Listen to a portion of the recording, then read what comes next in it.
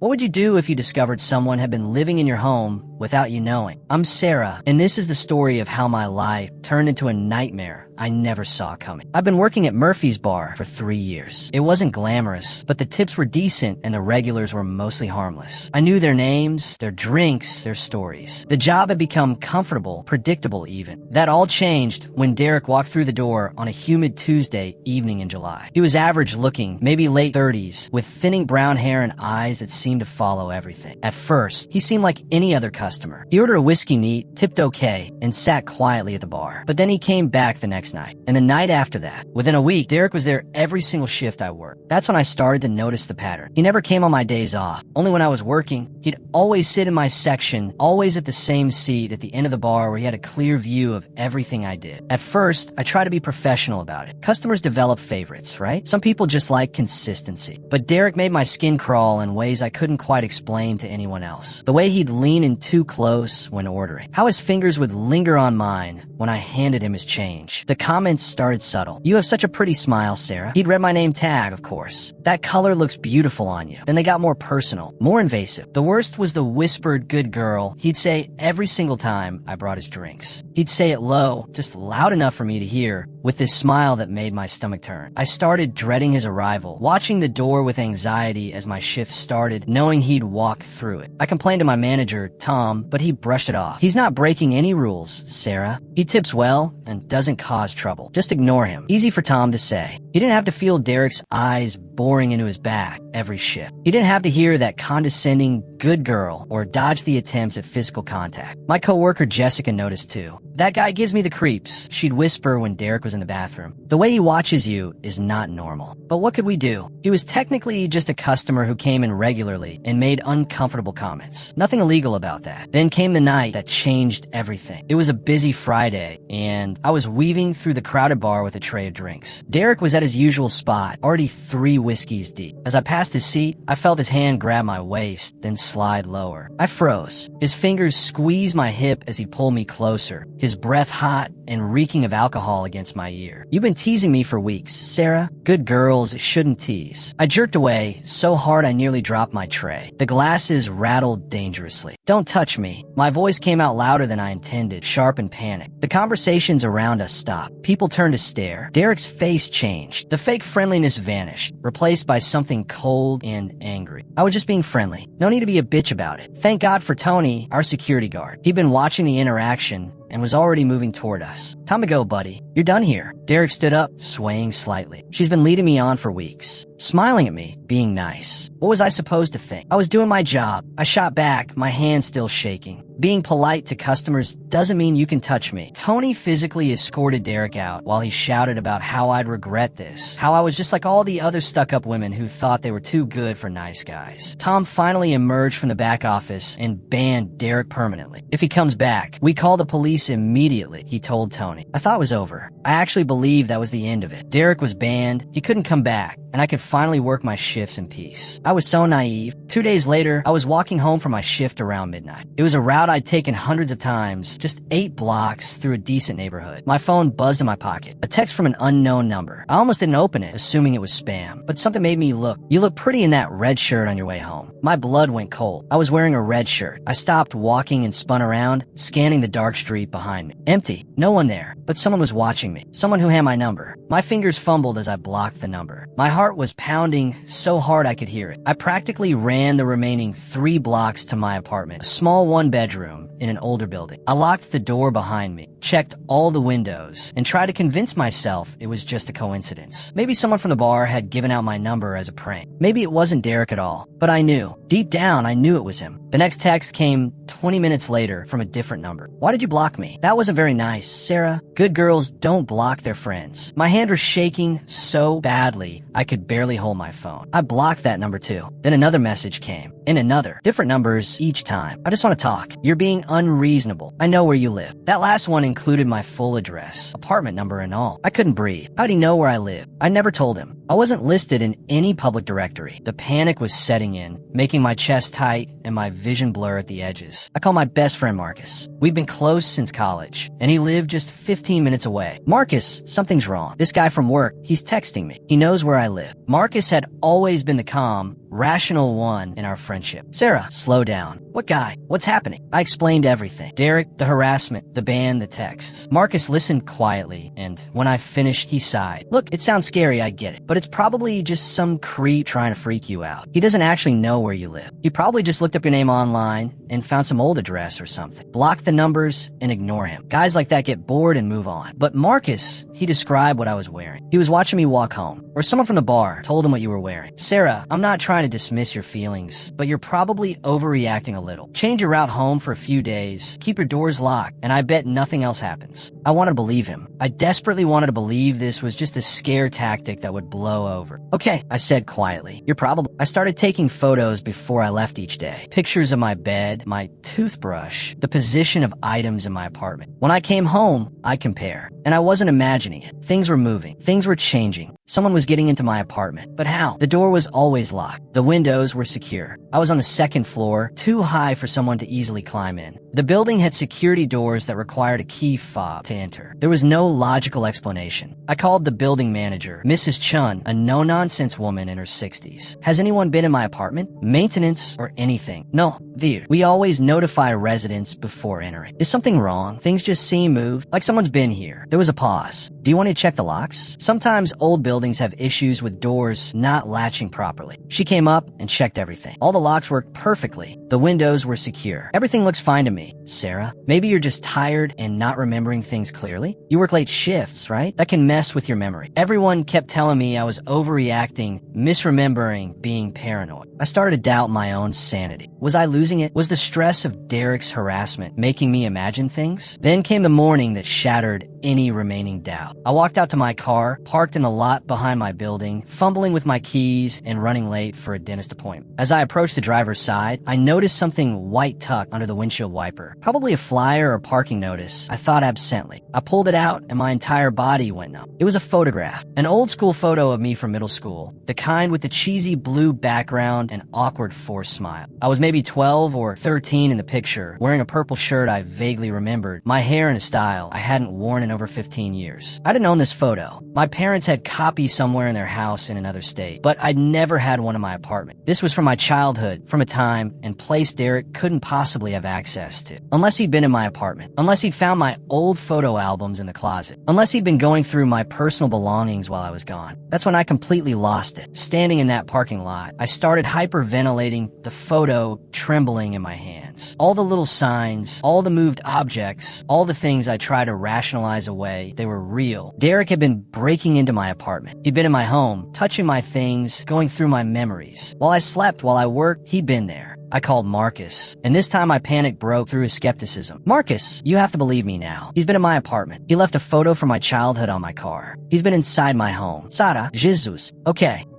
I believe you. Where are you right now? The parking lot. I can go back inside. Marcus, he's been in there. He could be in there right now. Don't go inside. Stay in your car and lock the doors. I'm coming over right now. We're calling the police. The police won't do anything. I've been telling people for days that something was wrong, and everyone said I was paranoid. They'll listen now. You have the photo as evidence. Just stay in your car. I'll be there in 10 minutes. Those 10 minutes felt like hours. I sat in my locked car, watching my apartment building, terrified I'd see Derek walk out. Every person who passed made me jump. Every shadow seemed threatening. How long had he been doing this? How many times had he been in my apartment while I was there, sleeping vulnerable? Marcus arrived and found me still sitting in the car, clutching the photo. He took one look at it, and his face went pale. Shit, Sarah, this is serious. This isn't just harassment anymore. This is breaking and entering, stalking. We need to call the police right now. We called from the parking lot. The dispatcher took my information and said an officer would be there within the hour. An hour. I had to wait an hour while knowing Derek could be anywhere, could be watching us right now. Marcus stayed with me, and we sat in his car instead of mine, doors locked. I'm so sorry, I didn't believe you before, he said quietly. When you told me about the bed and the toothbrush, I thought you were just stressed. I should have listened. Everyone thought I was being paranoid. I started thinking I was crazy. You're not crazy. This guy is seriously disturbed. The police finally arrived, 2 officers who took my statement and examined the photo. They were more sympathetic than I expected, but I could tell they were skeptical about the breaking and entering claims. You said nothing is missing? No signs of forced entry. No, but things are moved. He's been in there. I know he has. We'll do a sweep of your apartment to make sure no one's inside currently. But ma'am, Without evidence of forced entry or missing property, there's not much we can do. We can file a report about the harassment and the photo, but so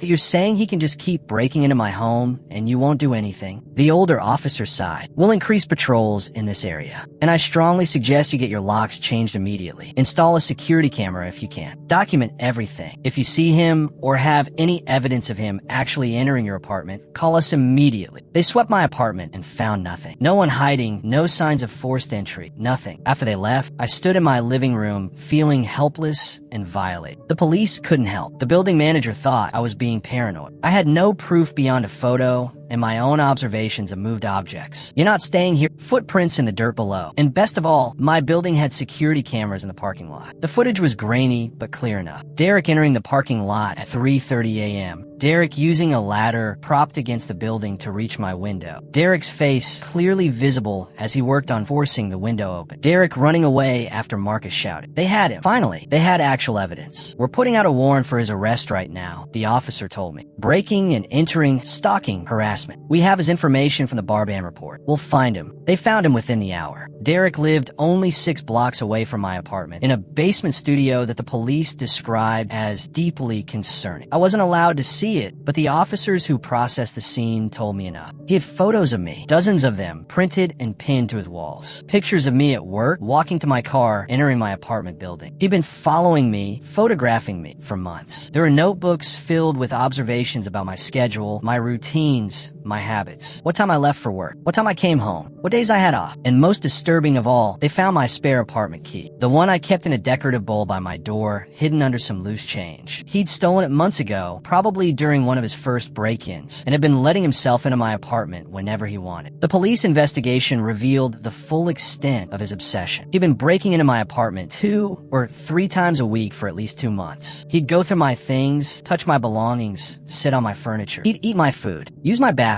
sleep in my bed when I was at work. The thought made me physically ill. All those nights, I'd slept in that bed, not knowing he'd been there hours before. All those times I'd eaten food from my kitchen, used towels he'd touched, lived in a space he contaminated with his presence. Derek was charged with multiple felonies: stalking, breaking and entering, harassment, criminal trespass. His public defender tried to argue he was just lonely, that he developed feelings for me and didn't know how to express them appropriately. The prosecutor shut that down immediately. This wasn't romance. This was predatory behavior, obsession, a complete violation of my safety and privacy. I had to testify at his hearing, had to sit in a courtroom while Derek stared at me with those same cold eyes. He showed no remorse, no understanding of what he'd done wrong. In his mind, I was the problem. I was the one who'd rejected his friendship. I was the one who'd gotten him in trouble. The judge didn't see it that way. Derek was sentenced to 3 years in prison, with a permanent restraining order preventing him from ever contacting me again. 3 years felt like both too much and not enough. Too much because I just wanted to forget this ever happened. Not enough because of what he'd put me through, what he'd stolen from me. I couldn't stay in that apartment, even after changing the locks, even after installing cameras and a security system, even after scrubbing every surface. I couldn't feel safe there. Every shadow was Derek. Every sound wasn't coming back. I broke my lease and moved across town to a 3rd-floor apartment in a building with actual security and cameras everywhere. I quit my job at Murphy's Bar. Too many memories, too many reminders. I found work at a coffee shop with morning shifts, surrounded by people in daylight. I changed my phone number, deleted my social media, became as invisible as I could manage. Marcus felt guilty for months, apologizing constantly for not believing me sooner. But honestly, I understood. Derek's behavior had been subtle at first, easy to dismiss. Everyone wants to believe the world is safer than it is, that stalkers are obvious monsters instead of ordinary-looking men who seem harmless until they're not. I'm in therapy now, working through the trauma of knowing someone invaded my most private space for months. My therapist says it's normal to feel violated, to struggle with trust, to have nightmares about someone watching me. She says it will get better with time. Some days are easier than others. I've learned to trust my instincts again, to not dismiss that feeling when something seems wrong. I've learned that overreacting is better than ignoring warning signs. I've learned that my safety matters more than being polite or not wanting to cause a scene. I still check my locks multiple times before bed. I still look over my shoulder when walking alone. I still feel a spike of panic when I see someone who looks like Derek, even though I know he's in prison. The fear he planted in me hasn't fully gone away, and maybe it never will. But I'm here, I'm safe, and Derek is behind bars where he belongs. If you've ever felt like someone was watching you, like something was wrong, even if you couldn't prove it, please trust that instinct. Don't let anyone convince you you're being paranoid. Don't ignore the signs because they seem too subtle or because you don't want to believe someone could be that disturbed. Your safety is worth more than someone else's comfort. And if you're going through something similar, please reach out for help. Tell friends, tell family, tell the police. Document everything. Take photos, save messages, write down incidents with dates and times. The more evidence you have, the better chance you have of getting help before something terrible happens. I was lucky. Marcus was there that night. The police found evidence. Derek was caught before he could do something worse. Not everyone is that lucky, but everyone deserves to feel safe in their own home, to live without fear, to exist without someone violating their space and privacy. Derek took a lot from me. My sense of security, my peace of mind, months of my life spent in fear. But he didn't break me. I'm still here, still fighting, still rebuilding. And that's more than he deserves. If you enjoyed this story and want to hear more true experiences, please like and subscribe. Your support helps me share these important stories and hopefully help someone else recognize the warning signs before it's too late. Stay safe out there, everyone.